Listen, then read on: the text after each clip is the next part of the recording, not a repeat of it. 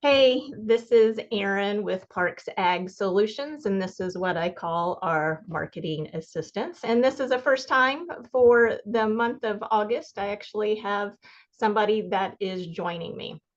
And the topic this month is going to be biofuels.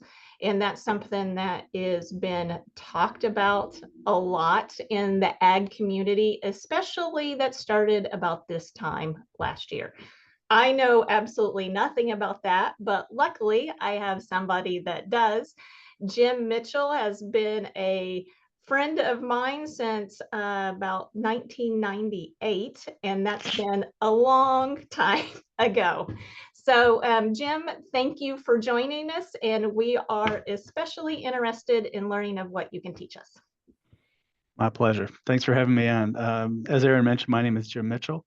I was a trader for 18 years. Actually started my career in the grain division at Cargill, flipped over to the energy side around 1999, and I've been with a couple different companies since then, Shell being the principal company.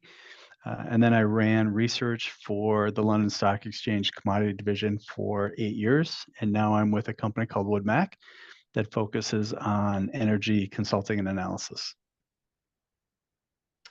Great. And Jim's going to show us a few different slides that, especially the difference. And when we hear biofuels, I know what's been talked about a lot is SAF, how they're going to use a bunch of our soybeans in the future. And we're just going to do a little bit of a deeper dive into that and explain to you, my clients or my future clients, of what that looks like. Okay, so can you see my screen? I can see your screen. Okay, so first let me talk about the difference between biodiesel and renewable diesel. In much of the world, these two things get thrown together as the same thing. In the US, because the US is leading this, um, they are separate and they're different, and the understanding the why they're different is very important. So let me first start with biodiesel. Biodiesel, you may also see it as a fatty acid methyl ester or FAME, is soybean oil and rapeseed oil from Canada, used cooking oil and fats, tallow. Um, Renewable diesel is principally the same feedstocks. You don't typically see used cooking oil into renewable diesel, but that's really more of a filtration kind of issue than it is anything else.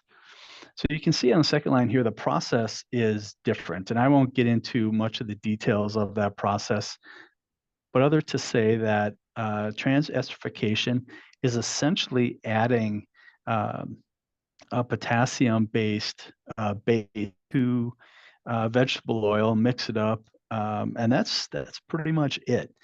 On the renewable diesel, the same feedstock goes through the refining process, like petroleum does, which means then that the biodiesel cannot be added 100% into regular diesel. And the same thing applies to SAF, right? And you can see here that uh, biodiesel added into diesel, although the EIA says it's somewhere between 6 and 20%, having experienced this as a blender for bunker fuels, fuels for ships, ships inside of 25 miles have to burn a diesel-based fuel as opposed to a more of an oil-based, a black fuel. If you get somewhere above 10%, you end up clogging fuel filters and blowing up fuel pumps. And that happened in late 2019 and into 2020. The difference with renewable diesel is it is virtually the same chemically as petroleum-based diesel. And to show that, these are the various specs, ASTM, um, for these products. And you can see the specs for renewable diesel and petroleum-based diesel are exactly the same. It is literally the exact same thing. For biodiesel, there's a little bit different in terms of if you're going to blend at 20% or if it's going to be a 100% biodiesel. There are engines being designed by engine manufacturers to handle 100% biodiesel. The S15 is the sulfur. S is for sulfur, and that's 15 parts per million, which is typically what you'd see in on-road trucking. 500 ppm, which is not very popular anymore, but is the spec in most third world countries for diesel. And then you have a 5,000 ppm sulfur, which isn't used much anymore. I've included here, and I will certainly supply it to Erin, and she can supply to you, this site from the Department of Energy that goes through a lot of this stuff and a lot more. I certainly don't want to get into the details of the chemistry Thank you. of the two different things, but I just want to show you that they are not the same. And you can see some of the differences here, and these differences may not look big, but it's substantial when it comes to when you burn this stuff. The difference to petroleum for renewable diesel. Renewable diesel is a pure, arguably, form of petroleum diesel. And this aromatics thing is the biggest piece of that. I won't get into the details on that because it's not important in this discussion, but some things that are interesting are it has a smaller fuel density, right? You can see 7% less fuel density. It does have a slightly higher cetane. Cetane is the ability to explode when compressed. Renewable diesel also has a longer, much longer shelf life than petroleum-based diesel. And you can see the sulfur here, not exactly zero, but really, really small. And the point here that we'll probably talk a little bit more about is that it costs more. And right now it's somewhere between 2 and 3 times more than petroleum-based diesel. Wow. And you can see some of the benefits here.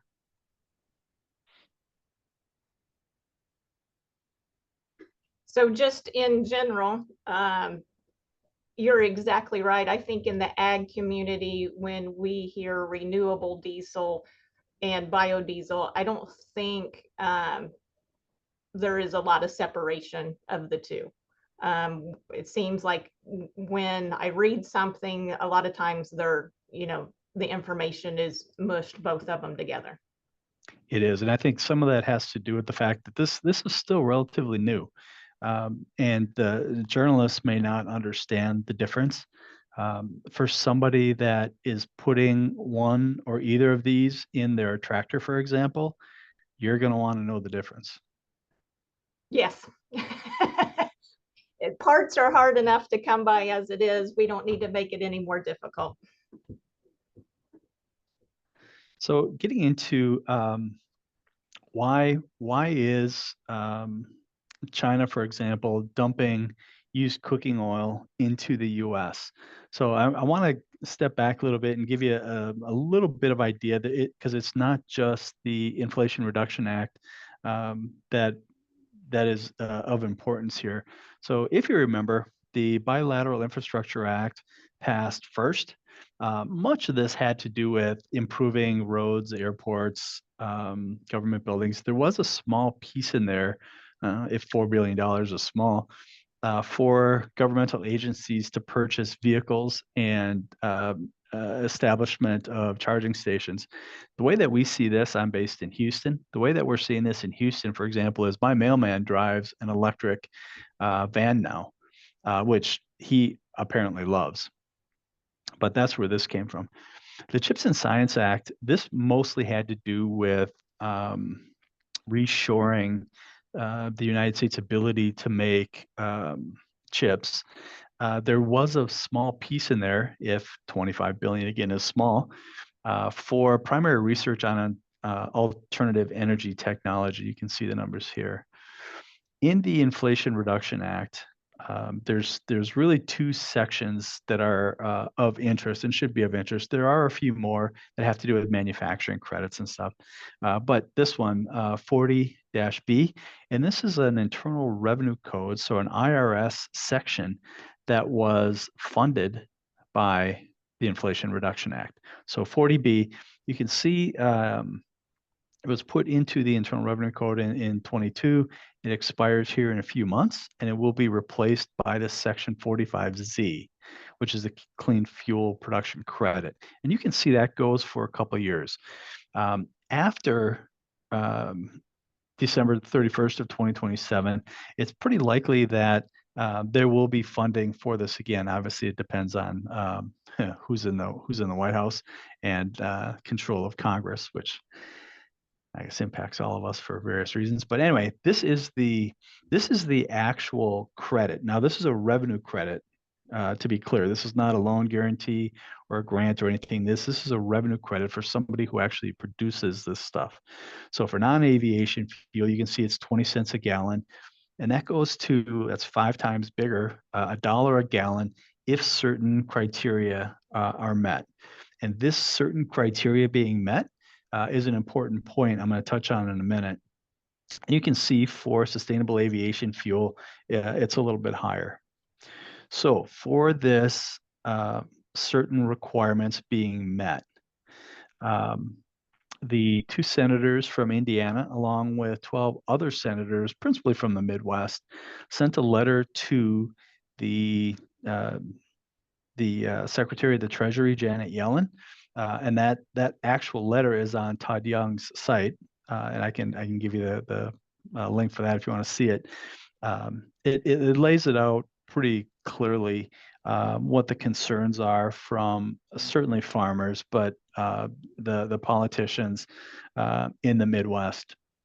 And it has to do with the China dumping UCO, used cooking oil, into the U.S. But it also has implications because we as the U.S. do get quite a bit of rapeseed oil from Canada. It takes a unique path. It actually comes from Manitoba, takes a train ride to Vancouver, and then takes a boat down to the San Francisco Bay Area, where there's 2 big refineries here that produce SAF and biodiesel. I'm sorry, SAF and renewable diesel.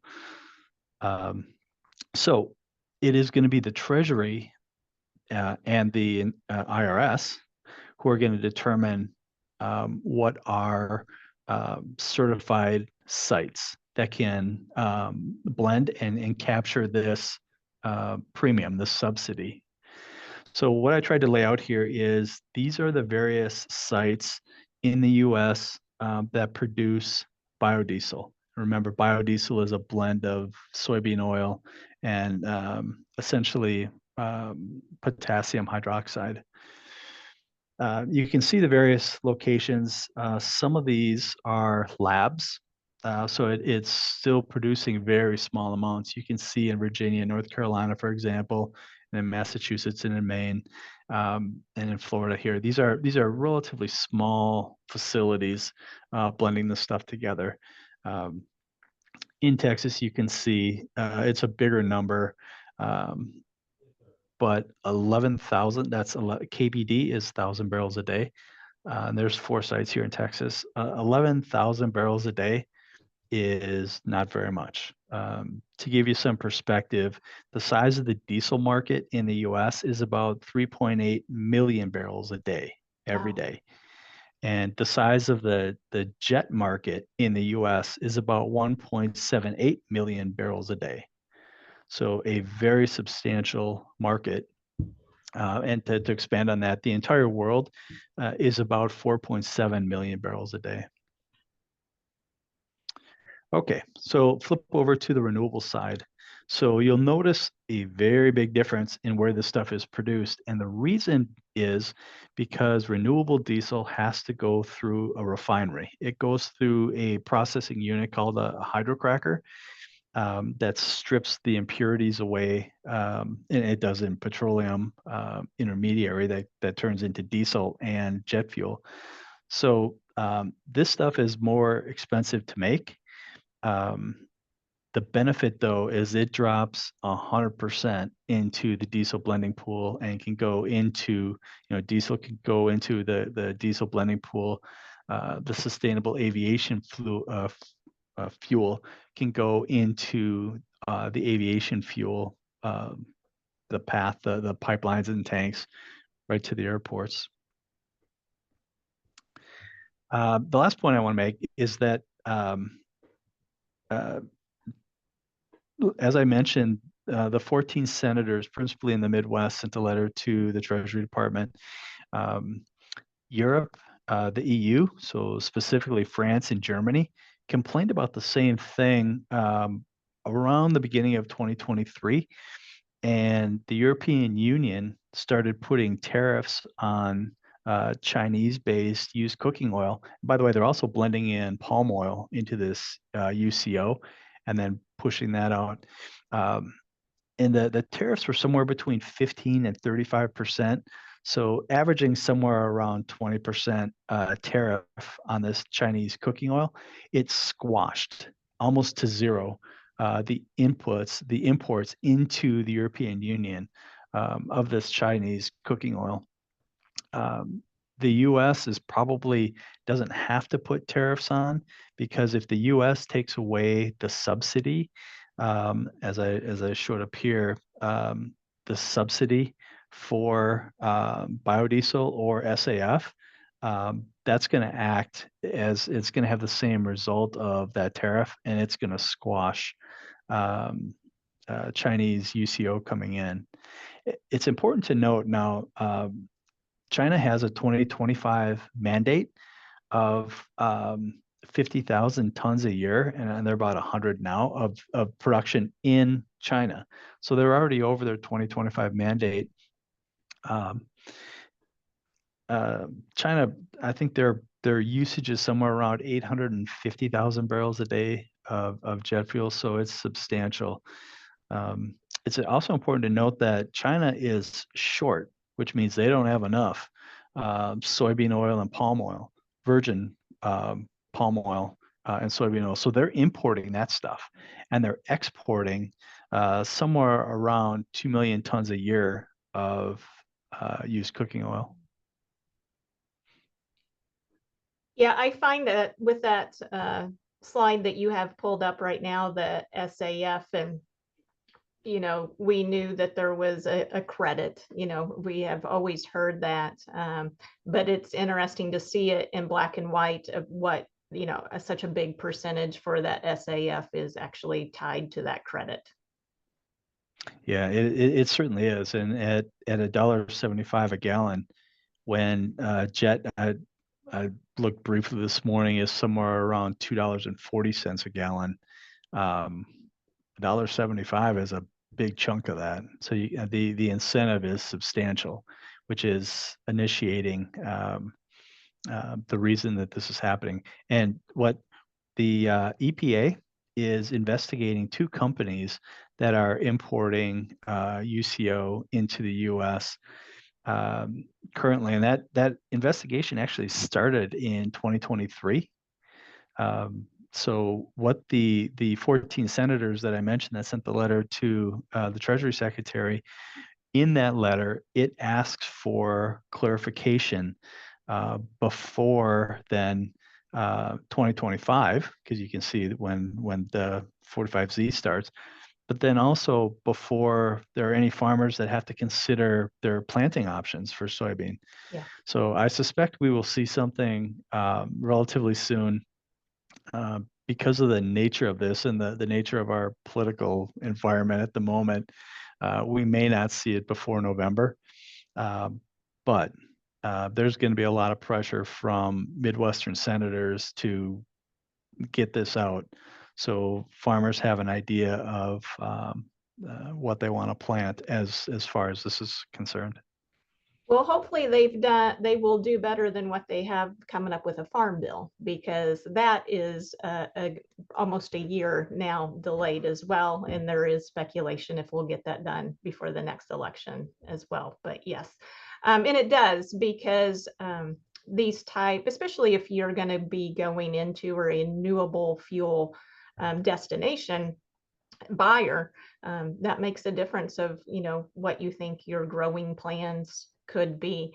Now, considering the prices that we're trading at for the 25 crop year, that may not it may not matter between corn and beans, but anything like that always helps. So yeah, so now on the marketing side. So, what does grain marketing look like going into an age of biofuels? And from my experience, really only thing I have to draw on is when corn started to be used in ethanol.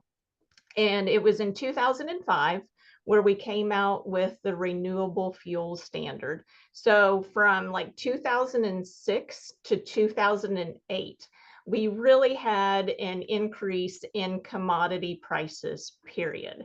So grain marketing wise, it tells you, well, if we start seeing this side on the renewable and the biodiesel, maybe that could take us in that type of direction where all we had to do was grow the crop, put it in the bin, and later on in the year take it out, and we made a profit. Not only did we make a profit, we put more money in our pocket, and things financially really looked good. I think what we have to keep in mind, and what Jim was good to point out to us, is that it may not be the long-term bump for the use of soybeans that some of that we've been hearing about, or that we have maybe even been hoping for. So some of the differences from 2006 and to 2008 on corn compared to soybeans now: the US dollar was really cheap during that particular time. So we've talked about this in the past. It doesn't take as many dollars to buy that bushel of corn or that bushel of soybeans. At that point in time, there was strong worldwide demand. So we had other countries coming and buying our products, just to be honest, that we're not seeing right now. And then there was supply issues, not only necessarily here within the United States, but countries as a whole. And I think we have to keep in mind, in 2006, Brazil, the crop estimate at that point in time was just over 2 billion bushels. And to let you know, in 24, we're looking at production out of Brazil being at almost 2 or 4.5 billion bushels. So we can't use the correlation of what we saw on prices from 2006 to 2008 to what we could see on beans right now with this, just because of some of those other effects. Plus, we have to keep in mind that for corn usage in ethanol is quite a bit. I think for this year, we're over 5 billion, 5.4 billion. And Jim, I guess, do you ever see soybeans being used to the extent for biofuels that you see corn being used No, for ethanol? no. I think your point is very valid, that you can't really compare this to the rise of ethanol. And to give you some perspective, the U.S. produces 1.18 million barrels a day of ethanol. It's substantial. Um, Brazil produces some. Most of the rest of the world has no idea what ethanol is, unless you're in the petchem industry. Um, that is way different, and the subsidies for ethanol have been around for a long time. It's yet to be seen if the subsidies for renewable and biodiesel and or SAF are going to be around past 2027. So it's really hard to compare the two. So in your marketing plans going forward, don't hold on to this particular legislation. And what we've been hearing in the ag community, that this could be a savior for us having way too many beans this year, because we need to be aware that it just may not be as shiny and bright as what they say. So Jim, thank you. Everybody, thank you for watching. This is our August Marketing Assistance Program. If you have any questions about this, I would be happy to have a conversation with you. And if you'd like to talk further with Jim, I'll make sure you can get that information. So thank you for watching, and we'll be talking next month.